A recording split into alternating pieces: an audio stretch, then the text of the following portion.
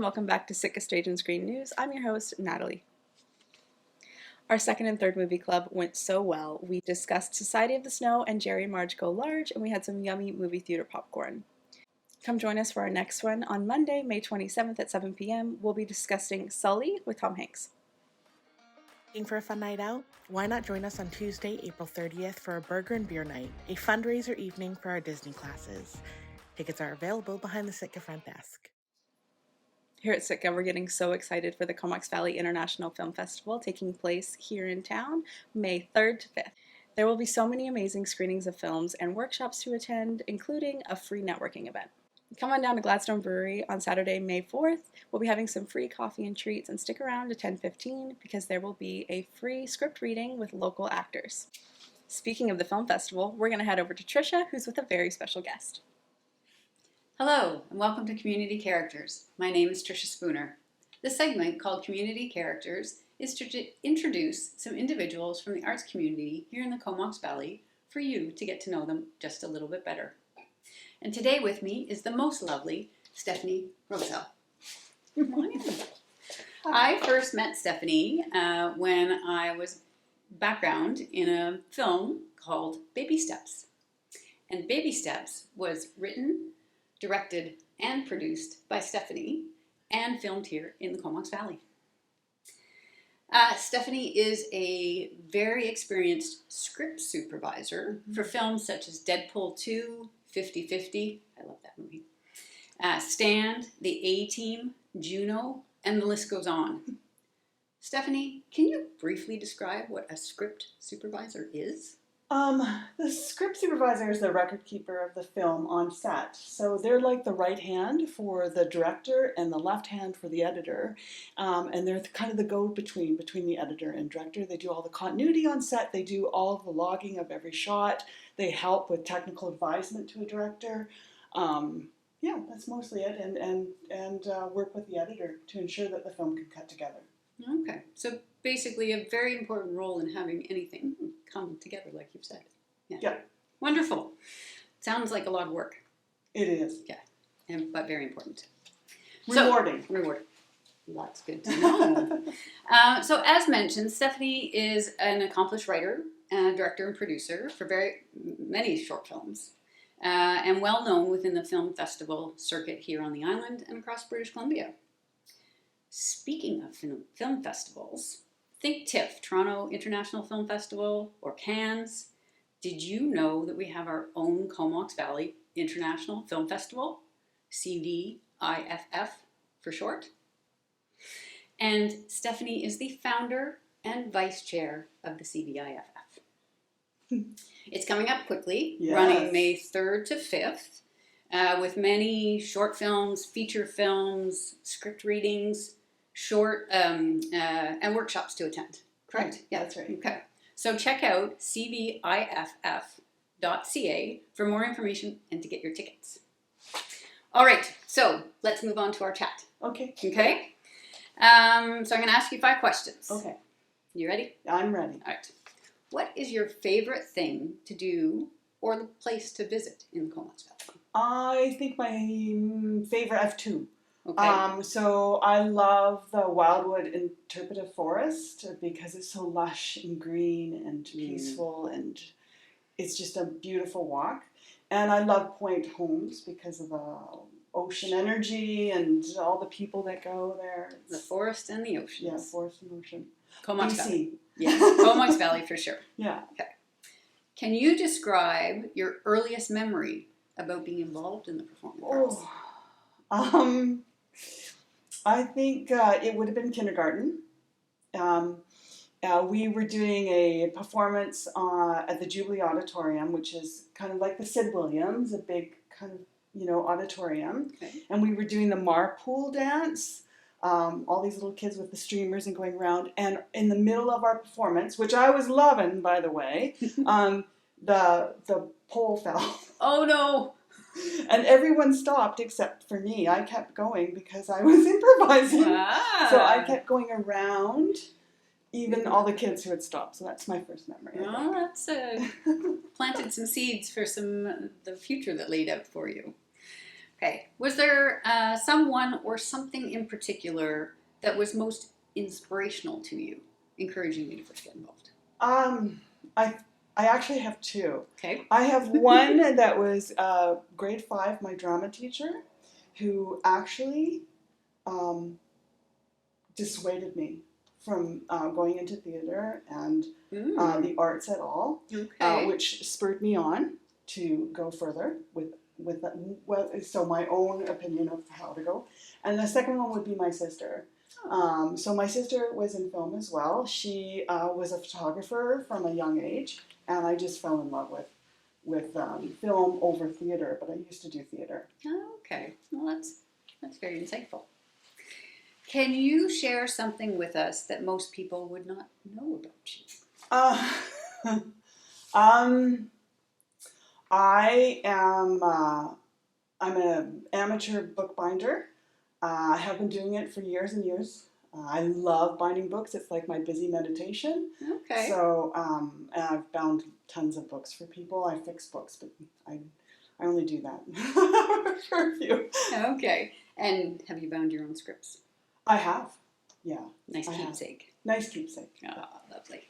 And finally, do you have any advice that you would like to share with those who might be a bit hesitant to get involved with the arts community here in the Comox Valley? Well, when Mr. McWilliams dissuaded me from going ahead, I just went ahead and did it. And so that's what I'd say. If you have a love of theater, film, arts, anything, just by all means, go ahead and do it and express yourself, because that's a piece of who you are. And that's what you're giving out to the universe. Oh, that's great advice. All right. Well, thank you very much for joining me today. Thank you for being one of our community characters and for all that you do here in the Comox Valley. Thank you. Thanks for having me. You're welcome. Don't forget to check out Comox Valley International Film Festival, CVIFF.ca. This is Tricia Spooner. Until next time. Thanks, Tricia. Now over to Colby with the Rialto Rundown. Hello, Sitka friends and cinema goers. My name is Colby, and I'm going to be your host for the Rialto Rundown, a segment discussing movies now playing and coming soon at our local theater, accompanied by an unsolicited and totally unbiased review by yours truly, me. Just as a quick note, the movies I'm reviewing today are going to be a little bit more adult-orientated, so they might not be suitable for all ages. Starting off this month's rundown, we have Abigail, directed by Matt Bettinelli-Olpin. Abigail is about a group of criminals that organize a kidnapping of the 12-year-old daughter of a rich and powerful man, only to find out that when she isn't being a graceful ballerina, she's actually a bloodthirsty vampire. Now, I actually thoroughly enjoyed this movie. Alicia Weir is the actress that plays the titular character. You may recognize her from starring in the 2022 musical adaptation of Matilda. For a child actor, she holds her own against an ensemble of extremely talented actors. For example, Melissa Barrera, known for starring in the past 2 Scream entries alongside Jenna Ortega. Catherine Newton, who just starred in Lisa Frankenstein that came out earlier this year. And Angus Cloud, known for starring in the hit HBO show Euphoria. Now, unfortunately, Angus Cloud did pass away in July of 2023, and at the end of the film, they did have a memoriam dedicated to him, which I really did appreciate. This movie is a lot of fun and doesn't take itself too seriously with the premise of little girl, ballerina, vampire. It understands what it is. And the characters, for the most part, are very likable, which makes it kind of sad when you eventually see them get chomped one by one. If you have a 13 to 15-year-old with an interest in horror, this might be a really good place to start. Obviously, this movie does have a fair share of gore and coarse language, so use your own discretion. And moving on, we have Civil War, directed by Alex Garland. Alex Garland is known for writing movies like 28 Days Later and Annihilation. Now, if you're like the lady that sat in front of me in the movies who left about 15 minutes in when she realized that this was a heavy political war movie, this is not a Marvel movie, but I could see where the confusion could come in. Now that we cleared that up, I'd just like to let know that this movie is incredibly difficult to review, just because it's so polarizing. On one half, the movie is stunning visually, but I can't say I'd ever want to watch it again. The movie takes place in a dystopian, near-future America and follows a group of combat journalists as they make their trek to Washington, D.C. During this time, rebel factions in America are at war with each other, basically plunging all of the USA into chaos. Our protagonists are played by Kirsten Dunst and Kaylee Spaney, who I thought were magnificent in this movie. They take the roles of photographic journalists, which I thought was a wise decision, as it approaches the film with an unopinionated and unbiased perspective. Because this movie has such heavy political matter, I thought it was very smart to do it that way. If not handled correctly, I could see this film dividing viewers, so I thought that that was a really smart move. I thought this movie was genuinely terrifying and brutal. It does not shy away from showing the terrors of war, and the movie is rated R for a reason. They show lots of gore and violence and such. The movie is very bleak. I think if you enjoy political war movies and maybe a movie that makes you think at the end of it, you'll probably really like this movie. It might shake you a bit like it did me, but I do think it's a really well-made movie.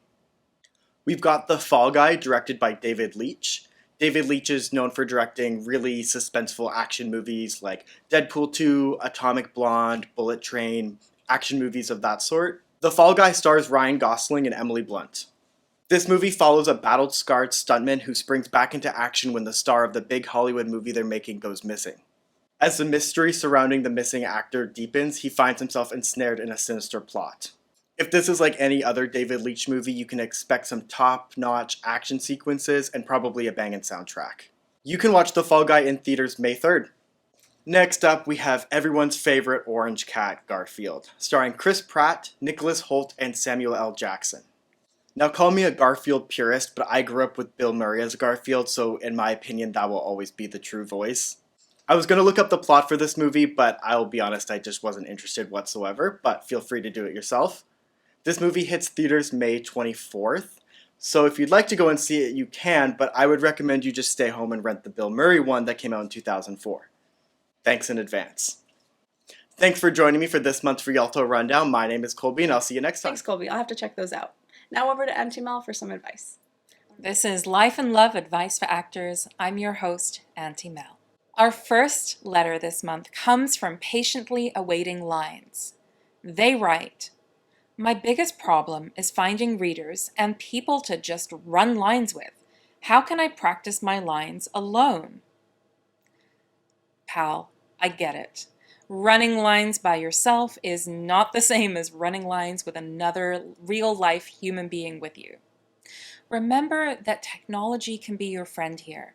There are so many more apps available today that you can download to your phone or your tablet that can help you in terms of bringing that text to life. Of course, it's no substitute for a real-life human being. So this is where I suggest that you reach out to some of your fellow actors and find 3 other actors who you can have on speed dial or in a group chat so that you can run lines with each other at any time. Why 3 people? Well, in case the first 2 are busy, of course. Our second letter this month. I'm always second-guessing myself and keep wanting to do retake after retake, and then I get exhausted and doubt the quality of what I'm doing. How can I stop overthinking it? Weighing options, ruminating, and replaying yesterday.